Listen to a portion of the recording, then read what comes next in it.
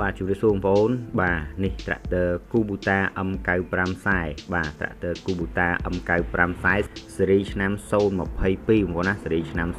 022 M តែម្ដង tractor នេះបាទហើយ tractor នេះគឺកំពុងតែប្រើរាល់ថ្ងៃបងប្អូនណាមានចំណាប់អារម្មណ៍ចង់បានចង់ទិញអីបងប្អូនអាចមកមើលបាន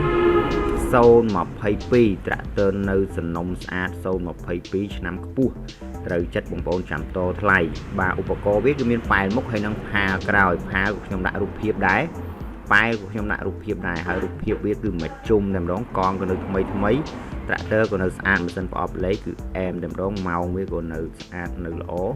បងប្អូនអាចមកមើលសិនបាទអាចមកមើលសិនត្រូវចិត្តនៅ tractor នេះបងប្អូនអាចចរចាតម្លៃបាន tractor គឺនៅចិត្តរង្វង់មូលស្វែងតោខេត្តព្រៃវែង tractor កំពុងប្រើតាមផ្ទះរាល់ថ្ងៃបងប្អូនណា tractor កំពុងប្រើតាមផ្ទះរាល់ថ្ងៃបងប្អូនណាចាប់អារម្មណ៍ត្រូវចិត្តនៅ022នេះបងប្អូនអាចមកមើលបានតាក់ទងតាមលេខទូរស័ព្ទនៅចំណងជើង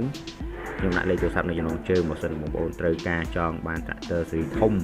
ស៊េរីឆ្នាំខ្ពស់ឆ្នាំផុតលេខបងប្អូនអាចមកមើល tractor នេះបានបាទអញ្ចឹងខ្ញុំដាក់រូបភាពជូនបងប្អូនប៉ុណ្ណឹងបងប្អូនមើលតាមរូបភាពទៅត្រូវចិត្តចាប់អារម្មណ៍ tractor មួយនេះបងប្អូនអាចមកមើលសិនបាទមកមើលអស់ចិត្តសិនទៅបាទហើយចាំតថ្លៃហើយខ្ញុំដាក់រូបភាពជូនបងប្អូនម៉ាស៊ីនប្រអប់លេខគឺនៅអែមផ្នែកខាងក្រៅក៏នៅស្អាតដែរហើយផាលហើយប៉ែលអីក៏នៅអែមដែរកងក៏នៅថ្មីដែរបងប្អូនណាបងប្អូនអាចមើលតាមរូបភាពនឹងបានខ្ញុំដាក់រូបភាពជូនហើយបើថាត្រូវចិត្តអាចតាក់ទងមកលេខទូរស័ព្ទនៅចំណងជើងបានអរគុណជម្រាបលា